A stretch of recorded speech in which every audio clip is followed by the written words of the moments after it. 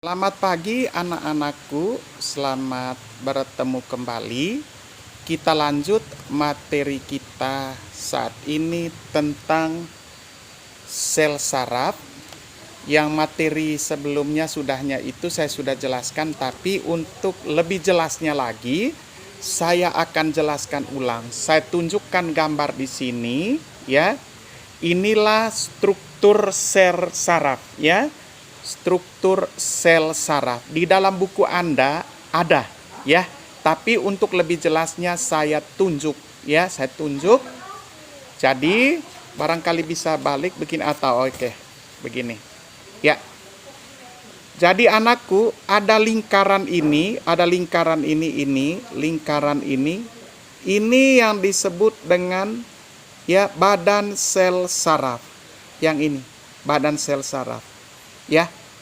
Di dalam badan sel saraf ada nukleus, ini titiknya, nukleus, dan ada di sekeliling nukleus namanya cairan, namanya sitoplasma, ya, namanya sitoplasma. Yang berikut ada di luar ini nih, cabang-cabang kecil ini namanya dendrit, ya, namanya dendrit. Yang berikut ini penjuluran panjang ini ke bawah namanya akson, ya, namanya akson. Nah, sekarang berikutnya ada lengkungan itu, ada penutupnya ini, pembungkusnya ini, pembungkus akson, namanya selubung mielin, ya, namanya selubung mielin. Yang berikut di dalam selubung mielin ini ada namanya sel Schwann, ya, sel Schwann. Berikut ada yang titik-titik ini, ada ini, yang ini, ya, titik ini, di yang kecil-kecil itu yang ciut ke dalam namanya nodus Ranvier, ya, nodus Ranvier. Dan yang ini, yang di bawahnya ini adalah sinapsus, ya, sinapsis atau saraf penghubung di sini, ya, adjustor ini atau sinapsis. Oke anakku, ya. Sekarang kita lanjut. Tadi, ya, materi sudahnya ini, ya, saya sudah jelaskan fungsi dari bagian masing-masing struktur sel saraf. Yang pertama, dendrit, ya, dendrit tadi ini, ya, cabang kecil di luar, berfungsi untuk menerima rangsangan dari luar dan meneruskannya ke badan sel saraf. Ya, saya ulangi. Dendrit berfungsi untuk menerima rangsangan dari luar dan meneruskannya ke badan sel saraf.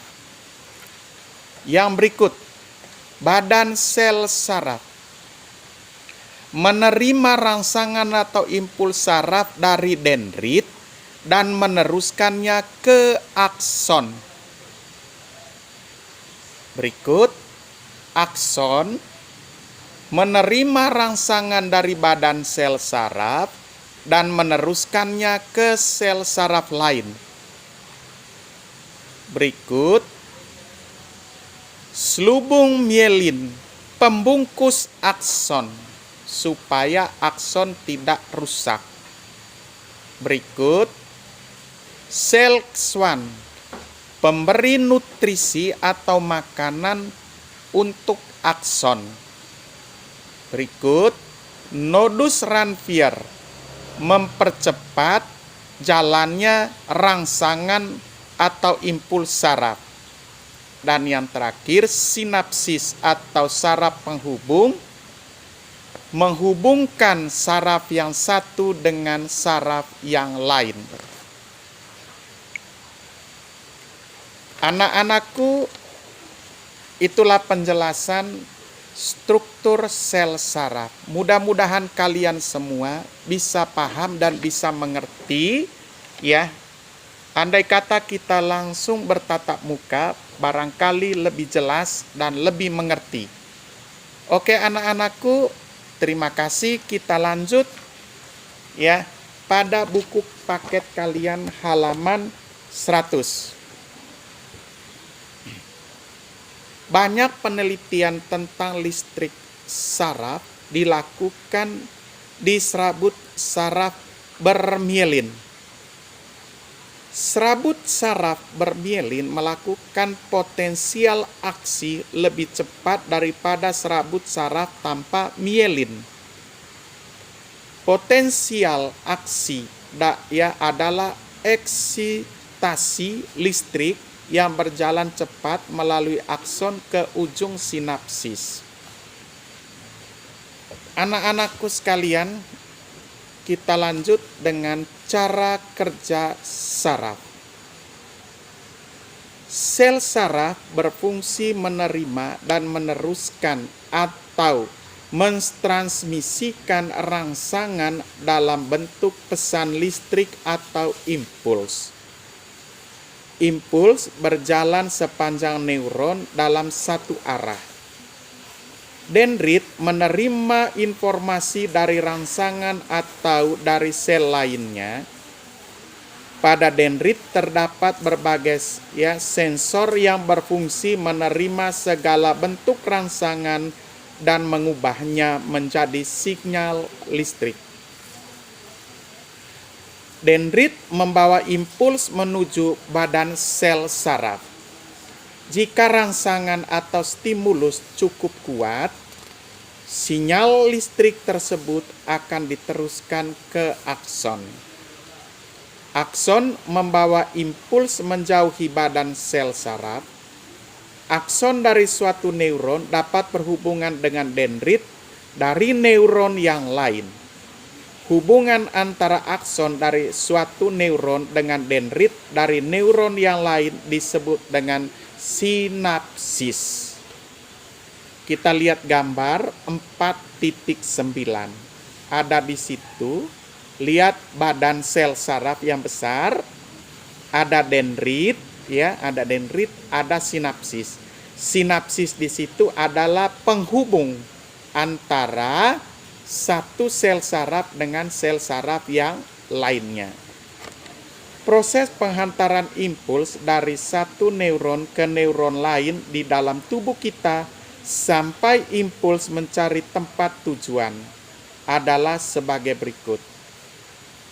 Suatu zat kimia yang disebut neurotransmitter dilepas oleh akson dari neuron pertama ke dalam celah sinapsis dan membawa impuls menyeberangi celah sinapsis menuju ke dendrit neuron berikutnya. Contoh zat neurotransmitter adalah asetilkolin, noradrenalin, dan serotonin. Impuls saraf yang melintas melalui sistem saraf akan dapat melompat dari satu sel saraf ke sel saraf berikutnya. Di dalam serabut saraf, impuls melintas seperti suatu sinyal listrik. Semua proses ini terjadi dengan sangat cepat. Impuls saraf melintas di sepanjang serabut-serabut saraf terbesar dengan kecepatan 90 meter per sekon. Selubung mielin adalah insulator yang baik dan memiliki kapasitansi atau muatan yang tersimpan listrik sangat rendah. Potensial aksi semakin menurun apabila melewati serabut saraf bermielin. Penurunan sinyal kemudian bertindak seperti rangsangan pada nodus Ranvier atau celah. Berikutnya, untuk memulihkan potensial aksi kembali ke keadaan awal. Dua faktor utama yang mempengaruhi kecepatan perambatan potensial aksi adalah hambatan dalam membran inti dan kapasitansi pada membran. Penurunan potensial aksi akan meningkatkan kecepatan perambatan. Hambatan internal sebuah akson menurun dengan semakin meningkatnya diameter, sehingga sebuah akson dengan diameter besar akan memiliki kecepatan perambatan yang lebih tinggi daripada akson dengan diameter kecil. Semakin besar muatan yang tersimpan pada membran, semakin lambat kecepatan perambatan. Kapasitansi rendah sehingga muatan yang tersimpan di bagian serabut saraf bermielin sangat kecil dibandingkan pada serabut tanpa mielin pada diameter yang panjang yang sama. Oleh karena itu, kecepatan konduksi dalam serabut saraf bermielin ini lebih cepat. Perbedaan kecepatan konduksi signal menjelaskan mengapa terjadi loncatan dari nodus dalam serabut saraf bermielin. Anak-anakku, mari kita perhatikan buku paket kalian 101 bagian 3 tipe sel saraf. Nah, di sini saya sudah gambar ada 3 tipe sel saraf. Sel saraf yang pertama, anakku, lihat baik-baik bentuknya. Yang ini ya, bentuk sel ini bentuknya adalah sel saraf motor. Yang ini ya, sel saraf motor. Lihat baik-baik bentuknya, lihat di gambar di buku paket kalian. Yang kedua, bentuk sel saraf sensori. Yang ini ya, sel saraf sensori. Lihat bentuknya, ada di sini ada bulatan, ada inti selnya di sini atau nukleus, ya. Dan yang ketiga, ada saraf penghubung yang ini. Lihat baik-baik di buku paket kalian. Ya, sel saraf penghubung. Nah, sekarang kita perhatikan baik-baik. Gambar saya sudah tunjuk. Berdasarkan fungsinya di dalam tubuh kita, terdapat 4 macam sel saraf, yaitu sel saraf sensori, sel saraf motor, sel saraf penghubung atau konektor, dan yang keempat, sel saraf adjustor. Sel saraf sensori atau neuron aferen merupakan neuron yang berfungsi menghantarkan rangsangan dari reseptor ke saraf pusat. Yang kedua, sel saraf motor atau neuron eferen. Tadi aferen, sekarang eferen. Berfungsi untuk menghantarkan rangsangan dari saraf pusat ke efektor atau otot, ya, atau kelenjar. Yang ketiga, sel saraf penghubung atau neuron konektor berfungsi penghubung antara neuron yang satu dengan yang lain. Dan yang keempat, adjustor atau neuron adjustor merupakan penghubung antara neuron sensori dan neuron motorik. Bisa paham anak-anakku? Ada di dalam buku paket kalian, gambar saya sudah perjelaskan, ya. Gambar yang A adalah saraf motor, gambar B saraf sensori, gambar C saraf penghubung dengan fungsinya masing-masing. Anakku sekalian, itulah sedikit penjelasan tentang ya cara kerja saraf dan tipe sel saraf. Ingat, berdasarkan fungsinya di dalam tubuh kita, maka sel saraf dibagi atas 4. Yang pertama tadi saraf sensori, yang kedua saraf motor, yang ketiga saraf penghubung, dan yang keempat saraf adjustor.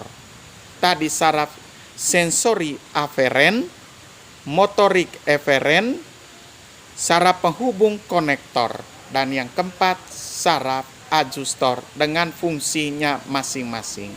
Terima kasih, mudah-mudahan penjelasan singkat ini dapat dimengerti. Sampai ketemu di pertemuan berikutnya. Salam sehat.